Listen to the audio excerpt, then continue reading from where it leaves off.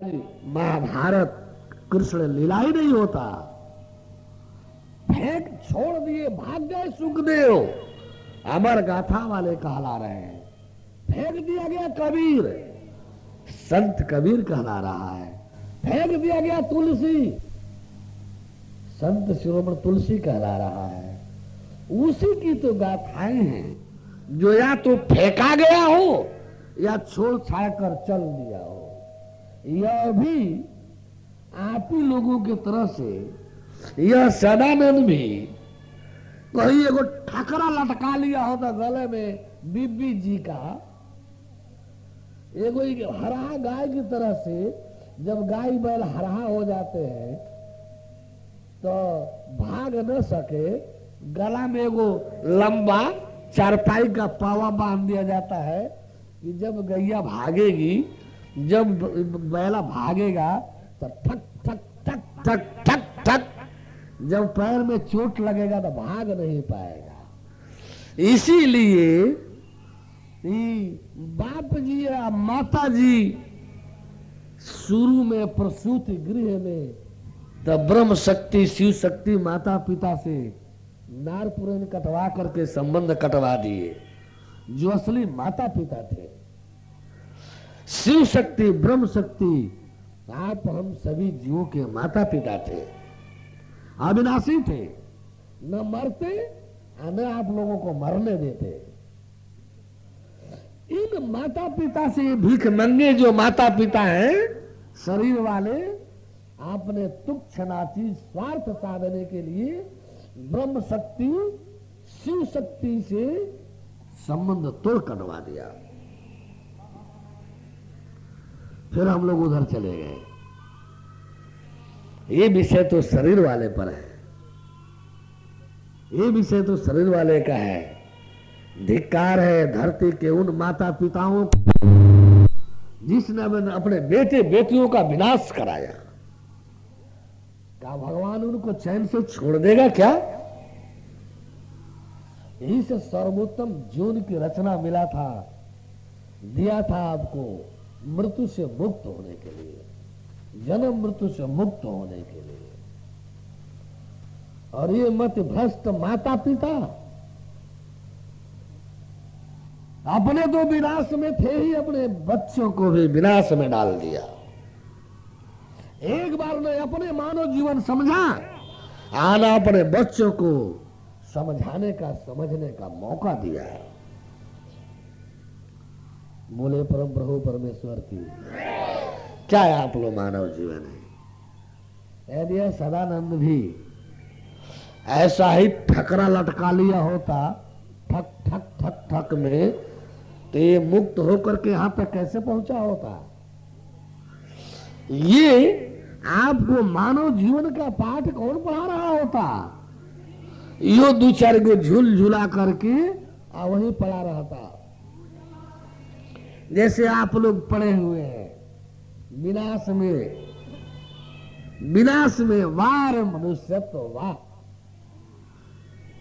एक बार मौत नहीं चाहिए, उस लाइन में लगे हैं जहां करोड़ों बार मृत्यु की नारकी यातनाओं से गुजरना है और गुजरना ही है। हम तो ऐसे विद्वान जी लोगों को खोजते हुए घूम रहे हैं। 28 साल हो गया कि पैदा हुआ है, किसी में विद्वत्ता है, तो एक बार प्रकृति और परमेश्वर के विधान को गलत ठहरा कर तो दिखा दे, दिखला तो दे कि बीबी बच्चा वाले माता पिता वाले करोड़ों बार नाश के मुंह में जाने वाले हैं कि नहीं है।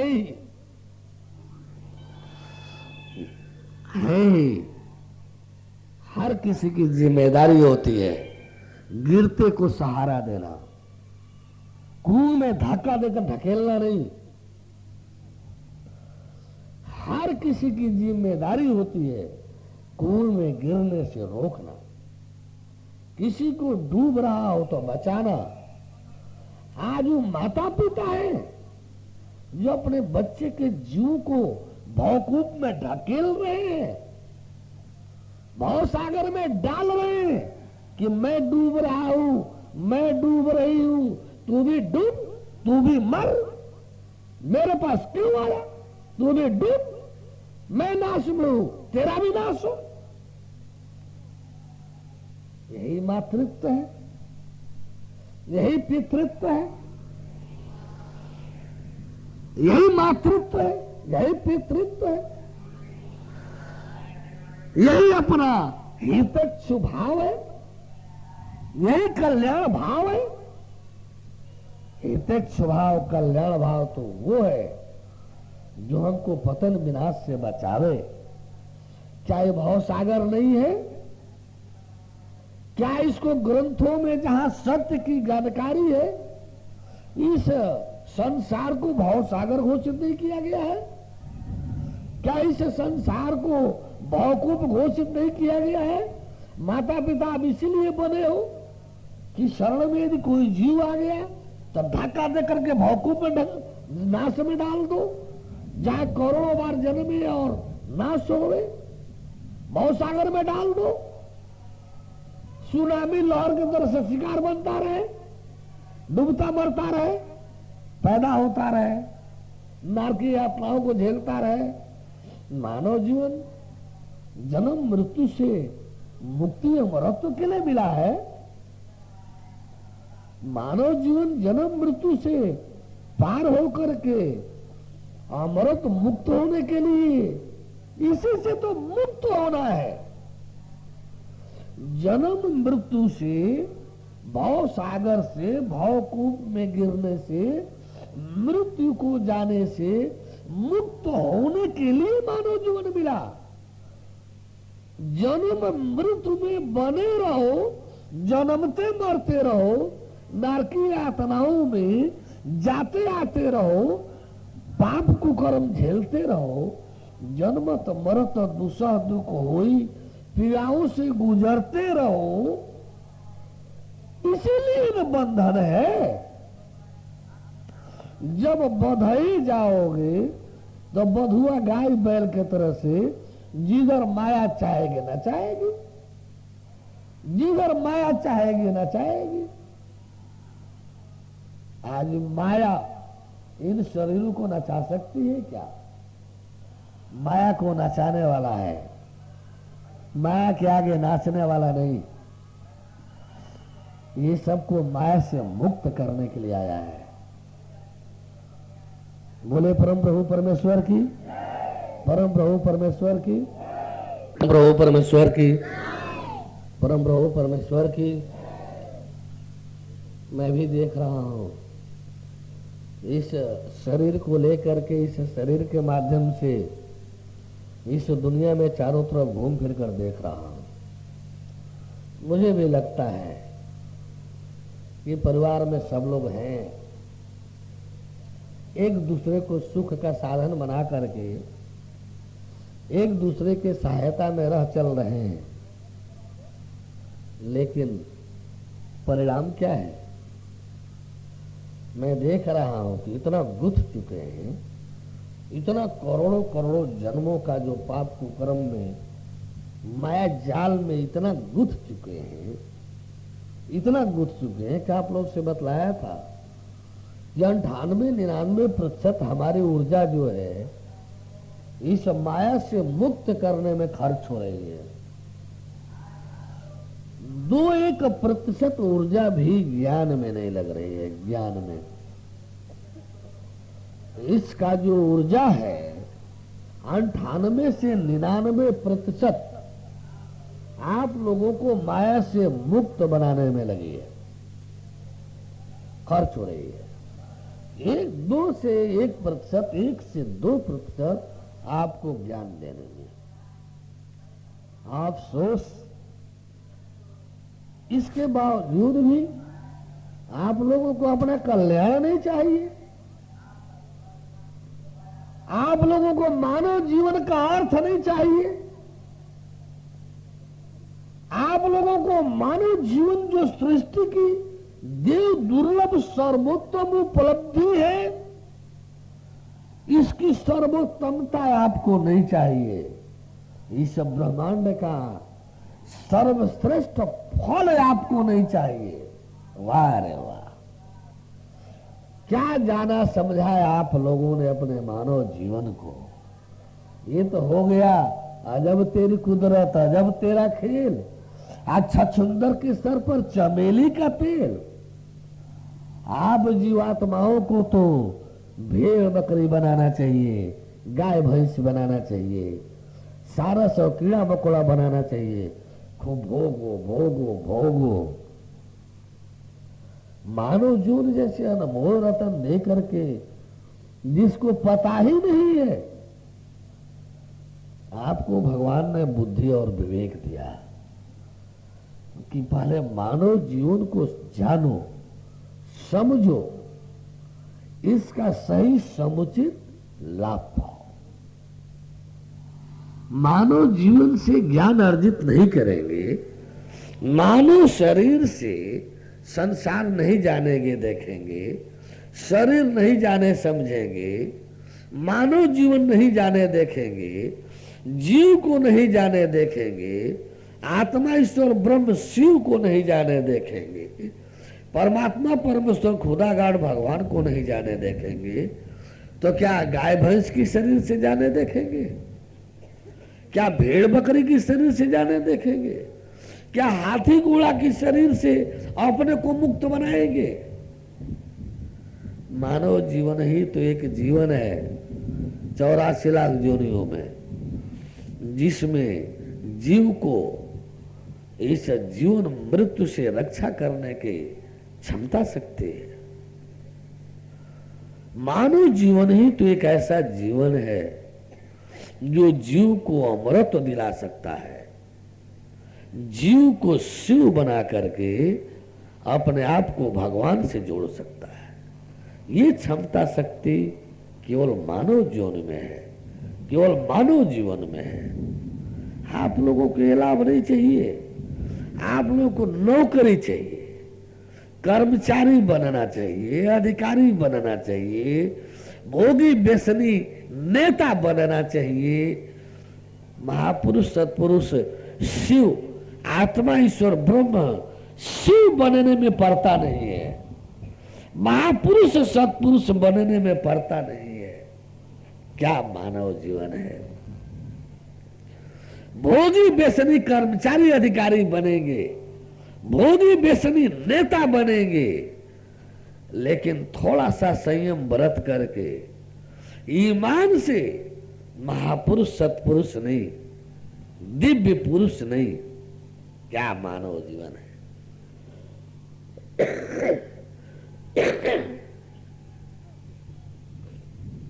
मानव जीवन नहीं। क्या मानव जीवन, क्या मानव जीवन बिल्कुल नहीं मिलता तो ठीक था। छछूंदर के जो दुर्गंधित रहने वाला जंतु है, चमेली का तेल यदि रख दिया जाए तो अपने ही सुगंध से अपने ही बेचारी छटपटाती रहेगी। वही हालत आप भोगी बेसनियों को भगवान ने मानव तन दे दिया। एक बात बताऊं, जो मास्टर, जो अध्यापक, जो गुरुजी किसी गरीब विद्यार्थी को कॉपी किताब दे करके पढ़ाते हैं, खाना पानी दे करके पढ़ाते हैं, बेटे की तरह से भाव प्यार देकर पढ़ाते हैं, वही गुरुजी, वही मास्टर साहब ये सारा सहायता 364 दिन देते हैं। 65वें दिन जब इम्तहान वाला 3 घंटे का पीरियड आता है, परीक्षा वाला जब 3 घंटे का पीरियड होता है, तो गुरुजी यदि सच्चे गुरुजी हैं तो एक इतना बड़ा चीट अलाउ नहीं करते हैं। कॉपी किताब तो आपको देते ही नहीं है, इतना बड़ा चिट्ठ भी आपको नहीं मिलता है। चिट्ठ यदि जबरदस्ती करके चिट्ठ लेना चाहेंगे तो क्या गतिविधि होगी, रिस्ट्रिकेट कर देंगे, अगले परीक्षा में भी आप नहीं बैठ पाएंगे। यदि 3 साल का कर देंगे तो 3 वर्ष का जीवन आपका बर्बाद। तो जिस भगवान ने सारे प्राणी मात्र के लिए आहार विहार बनाया है, जिस भगवान ने सारे प्राणी मात्र के लिए आहार विहार बनाया है, ऐसे जीवों के लिए नहीं जो परमात्मा के हो, परमात्मा को पावे और अपने जीवन के मंजिल को पाना चाहें, उनके पास तो आहार विहार का चित्त भी नहीं। भोग व्यसन क्या कहा राम जी ने कि यही तन कर फल विषय न भाई। ऐ मेरे भाइयों, इस तन का फल, मानव तन का फल विषय भोग नहीं है, विषय भोग नहीं। अपनी प्रजा ही तो थी, सारे प्रजाजन ही तो थे जिनको उपदेश दे रहे थे। क्या कह रहे हैं कि यही तन कर फल विषय न भाई। ऐ मेरे प्रजाजनों, इस तन का फल विषय भोग नहीं है, विषय भोग नहीं। कितना आप विषय इकट्ठा कर लोगे, कितना धन संपदा इकट्ठा कर लोगे, कितना सुख संपत्ति इकट्ठा कर लोगे, स्वर्ग से ज्यादा, स्वर्ग से ज्यादा नहीं। स्वर्ग से ज्यादा सुख भोग तो मृतलोक में है ही नहीं, स्वर्ग के बराबर भी नहीं है। और स्वर्ग स्वल्प, यदि स्वर्गीय जो सुख साधन भी आप अपना लो तो आपका जो मानव जीवन है ये परम शांति, परम आनंद के लिए है, ये सच्चिदानंद के लिए है। इस मुक्ति अमरत्व का जो वास्तव में आप ईमान से थोड़ा संयम अपना करके, ये दो तो अनिवार्य शर्त है। ईमान से यदि संयम थोड़ा अपना लेते तो आपको मिलने वाला जो परम धाम अमर लोक है, वर्तमान में भी किससे खराब हम लोग खा पी रहे हैं, किससे खराब हम लोग रह रहे हैं। कौन हम लोगों से बहुत अच्छा जीवन जी रहा है, कौन हम लोगों से बहुत अच्छा जीवन जी रहा है। हम लोग संसार का जीवन भी शान से जी रहे हैं, मुक्त होकर के, किसी का बंधन नहीं, बिल्कुल मुक्त जीवन जी रहे हैं और अमरत्व से, परमेश्वर से युक्त जीवन जी रहे हैं।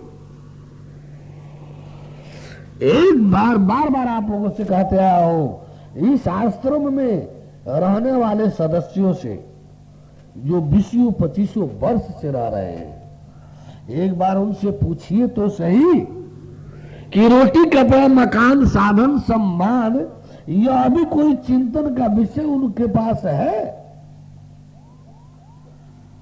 रोटी कपड़ा मकान सोचना पड़ेगा परमेश्वर वाले को, परमेश्वर वाले को रोटी कपड़ा मकान सोचना पड़ेगा। और आप लोगों का जीवन जगने से लेकर सोने तक रोटी कपड़ा मकान से अलग भी कुछ है क्या? कुछ नहीं। और सारा पाप कुकर्म इसी पेट और परिवार के लिए तो कर करा रहे हैं आप लोग। कौन गृहस्थ है जो कुकर्मी सुकर्मी नहीं है, जो बेईमान नहीं है? कौन गृहस्थ है जो बेईमान पापी कुकर्मी नहीं है? मजबूरी है गृहस्थी, मेरा कहना, पाप का बेईमान होने का बीज बोना है।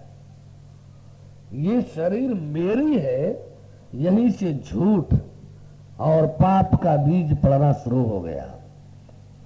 ये शरीर मेरी है, इस शरीर वाला मेरा है, यहीं से पाप को कर्म का बीज पड़ना शुरू हो गया।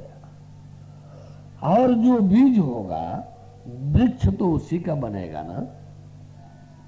बीज बोएंगे बेईमानी के, झूठ के, पाप को कर्म के, आप फसल बनेगा सत्य का।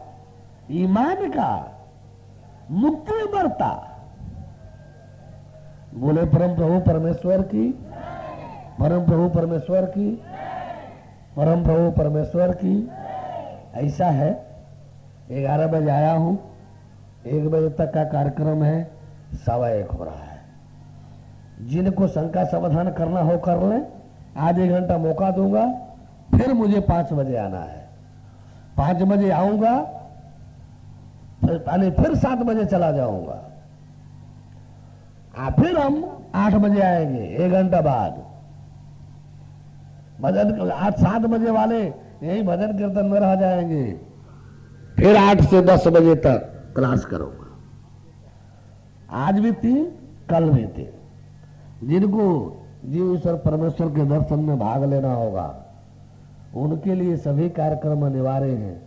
पिछले तरह से नहीं, जैसे आज 11 बजे ठीक आ गया हूं, 5 बजे ठीक आपको शायद भगवत कृपा रहा तो मंच पर मिलूंगा, फिर 8 बजे मंच पर मिलूंगा। बोले परम प्रभु परमेश्वर की। आधे घंटा का मौका आज और कल सत्संग के बाद केवल आधे घंटे का समय दूंगा। परसों से 3 से 5 2-2 घंटे का मौका रोज दूंगा, केवल शंका समाधान।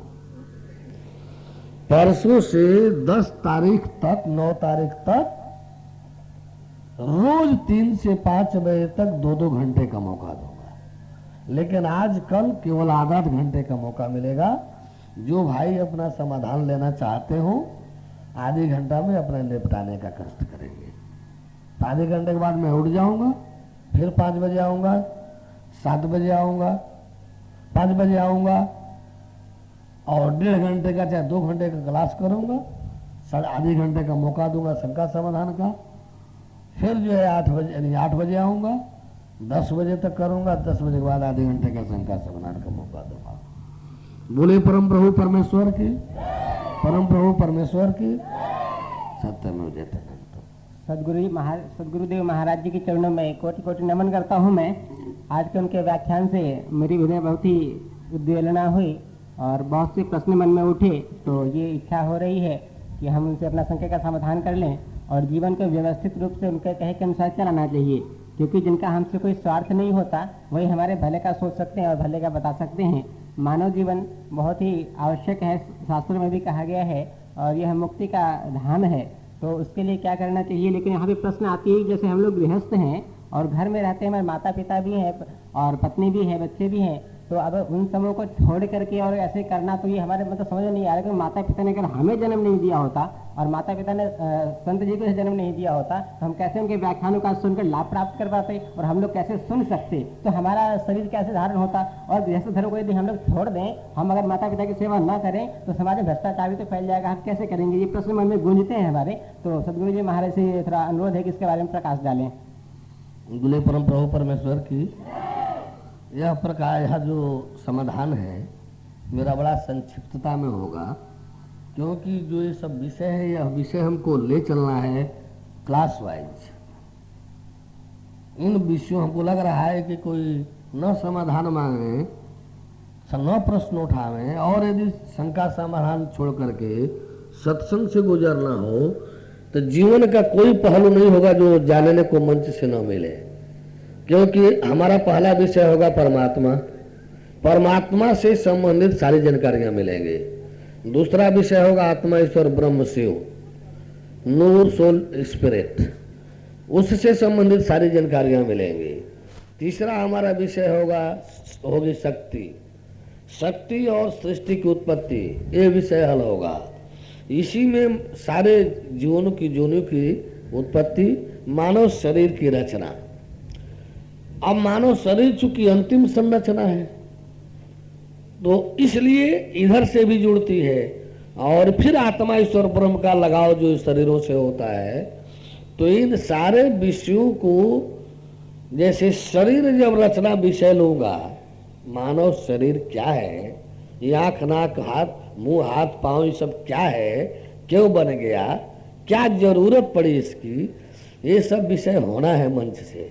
माँ के गर्भ में कैसे बन गया, पिता के शुक्र में, पिता के वीर्य में शुक्र बनकर कहां से आ गया, माँ के गर्भ में रज में ये डिंब बनकर कहां से आ गया, ये सारी बातें आपको मंच से क्रमशः मिलेगा। मंच से फिर भी यहाँ आप प्रश्न उठाए हैं तो मैं समाधान पेश कर रहा हूं, लेकिन बड़ा संक्षिप्त रूप में पेश करूंगा। डिटेल्स में तो मंच से कार्यक्रम में आना ही है, इसलिए संक्षिप्त रूप में पेश करूंगा। पहली बात यह है कि ऐसा नहीं होता तो क्या होता, तो ऐसा नहीं होता तो क्या होता, तो ऐसा नहीं होता तो क्या होता, ये दूसरे नंबर का प्रश्न है। पहले नंबर का प्रश्न है कि ये मानव जीवन है क्या और किस लिए। पहला प्रश्न ये है कि हम आप अपने आप को जाने कि आप हम हैं क्या और किस लिए। पहली आवश्यकता ये है। ये दूसरे नंबर पर है कि हम किससे जुड़े, तो कौन पैदा किया, तो कौन लालन पालन किया।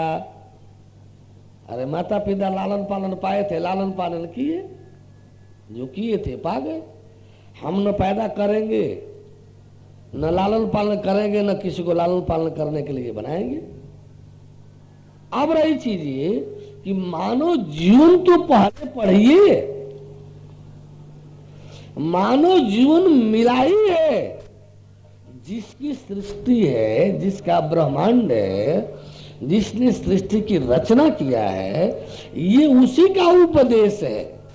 ये मानव जीवन भव सागर पार करने के लिए मिला है, नौका के रूप में सदगुरु को देने के लिए। मानव जीवन सदगुरु के लिए को देने के लिए मिला है, माता पिता को नहीं, घर परिवार बीवी बच्चा को देने के लिए नहीं। परम ब्रह्म परमेश्वर के पूर्णावतार थे भगवान राम, भगवान विष्णु, भगवान राम, भगवान कृष्ण। तीनों का उपदेश ले लीजिए, तीनों का उपदेश ले लीजिए। कहीं दिखला दीजिए हाँ राम तो मर्यादा पुरुषोत्तम थे, मर्यादा पुरुषोत्तम थे। हनुमान से क्यों नहीं कहे कि तुम्हारी मां अंजनी बेचारी वृद्धा अकेले तड़प रही है, तो उसकी सेवा में जा। हनुमान को क्यों नहीं सेवा में भेजे, अंजनी के भेज देना चाहिए था। राम जी को अपने प्रजा को उपदेश में बताना चाहिए था कि प्रजा खूब मातृभक्ति करो, पितृभक्ति करो, खूब प्रेम से हिलो मिलो बेटा परिवार में। एक बार भी तो नहीं कहा। स्वामी जी उन्होंने करके एक चीज कहना होता है कि करना होता है। तो राम जी ने तो कहा कि ये बताया कि सदगुरु का तो बहुत जरूरी है भाव सागर से तरना, लेकिन उन्होंने माता पिता की सेवा करके दिखाई। और ये माता पिता की सेवा एक बात गौर करेंगे, हमारा आप सबका जीवन दो भागों में बटा है। सबका जीवन दो भागों में बटा है। एक है असत्य का क्षेत्र, दूसरा है सत्य का क्षेत्र। एक है अज्ञान का, जो असत्य का क्षेत्र है वो अज्ञान का क्षेत्र है, जो सत्य का क्षेत्र है वो ज्ञान का क्षेत्र है। जो असत्य और अज्ञान का क्षेत्र है वो अंधकार का भी क्षेत्र है। असत्य कहाँ है? जहाँ अज्ञान है, जहाँ अंधकार है। अज्ञान माने हम कुछ जानते नहीं हैं, तो झूठ भी सच है। जब चारों ओर अंधेरा है, कुछ दिखलाई नहीं दे रहा है, तो सच भी झूठ है, झूठ भी सच है जब कुछ दिखलाई नहीं दे रहा है। स्वामी जी आप प्रश्न से अलग हटके उत्तर हमें लग रहा है, तो मैं आ रहा हूँ, मैं प्रश्न पर हूँ। अच्छा मैं 2 सेकंड में उत्तर दूं, पकड़ लेंगे? नहीं स्वामी जी, ऐसा हमारे जो प्रश्न है, एक सुनिए, पहले या तो उत्तर को 1-2 मिनट दे। मैं तो खुद नहीं विस्तार कर रहा हूँ, लेकिन जो समझने के लायक बनाने में तो 2 मिनट लग सकता है ना। ठीक है, नहीं आप एक काम कीजिए,